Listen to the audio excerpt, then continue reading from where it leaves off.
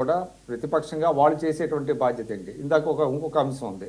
వాళ్ళ 2019 ఎలక్షన్స్లో ఆ రోజు జగన్మోహన్ రెడ్డి గారు భారీ మెజారిటీతో గెలిచారు. సరే, తెలుగుదేశం వాళ్ళు అప్పుడు ఈవీఎం ట్యాంపరింగ్ అదే అన్నారు. ఆ రోజున కనుక నిజంగా జగన్మోహన్ రెడ్డి గారు గెలిచినప్పటికీ కూడా ఈ రోజు ఈవీఎం మీద మేము కూడా మద్దతు ఇస్తున్నాం, దీని మీద అంటే దీని మీద ఫుల్ ప్రూఫ్ గా ఒక ఇది జరగాలి అని కనుక ఆయన అంటుంటే, అంటే అన్ని పార్టీల మధ్య ఒక ఏకాభిప్రాయం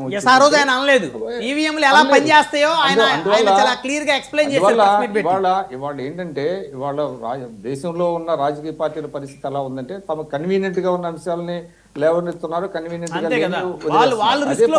గారు ఈ రోజు మాట్లాడారు. ఇంకోటి కూడా ఇందాక సాహెబ్ గారు కూడా ఒక మంచి అంశం మాట్లాడారు.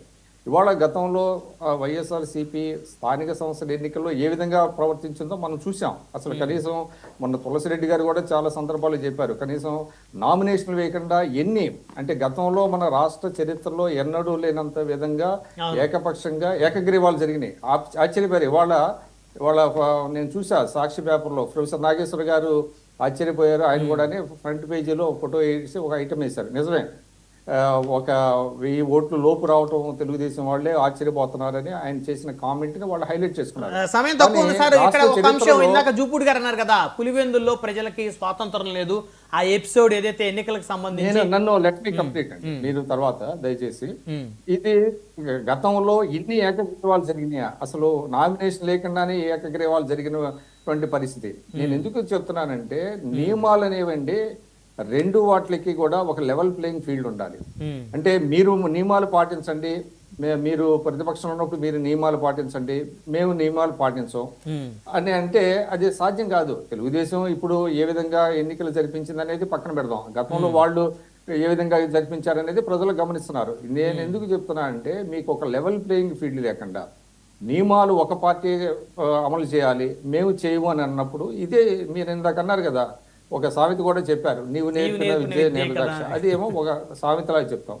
అదే విధంగా ఒకే అన్ని రాజకీయ పార్టీలు కనుక ప్రజాస్వామ్యయుతంగా జరిగితే ఇటువంటివి జరగవండి. అధికారంలో ఉన్నప్పుడు అసలు ఎవరిని మేము లెక్క చేయము, మేమంతా ఏకగ్రీవాలు చేసుకున్నాం వాళ్ళు అన్నప్పుడు, వీళ్ళు అధికారంలోకి వచ్చారు, వీళ్ళు వాళ్ళ బలం వీళ్ళు చూపిస్తున్నారు. దాన్ని ఎవరిని మనం తప్పు పట్టాలి? ఈసారి ఒకవేళ మళ్ళీ ప్రభుత్వం మారితే వాళ్ళు ఇంకా ఇంతకు 2 రెట్లు వాళ్ళు చేస్తారు. దీనికి it is a never ending story అండి. ఇండియన్ డెమోక్రసీలో ఇది is a never ending story. అందువల్ల ఇవాళ జరుగుతున్నటువంటి దీని మీద ఖచ్చితంగా దాని మూలాలు ఎక్కడి నుంచి వచ్చినాయి, ఎవరు మొదలు పెట్టారు, ఇవన్నీ వస్తాయి. ఇవాళ మనం ఇక్కడే కాదు, తెలంగాణలో కూడా చూస్తున్నాం. వాళ్ళు ఇంకోటి కూడా చెప్తున్నా, అంటే నన్ను తప్పు పట్టాల్సిన అవసరం లేదు. వాళ్ళు జూపూడి ప్రభాకర్ గారు ఉన్నారు. జూపూడి ప్రభాకర్ గారు ఎమ్మెల్సీగా ఆయన రాజశేఖర రెడ్డి గారి హయాంలో ఎన్నికయ్యారు. గవర్నర్ గారు ఏ కోటాలు ఇచ్చారు ఆయనకి అప్పుడండి?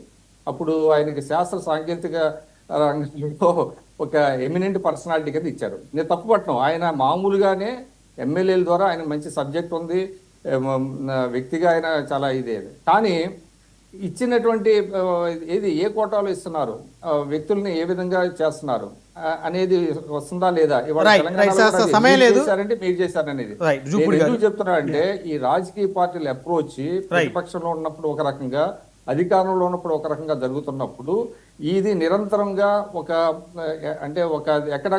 ఎక్కడ కూడా ఒక రిజల్ట్ ఓరియంటెడ్ గా ఉండదండి, అది కంటిన్యూ అవుతారు. విక్రమ్ గారు సమయం లేదు దయచేసి జూపూడి గారు మీరు 1 minute 1 word. సో ఏం చెప్తారు ఫైనల్ గా?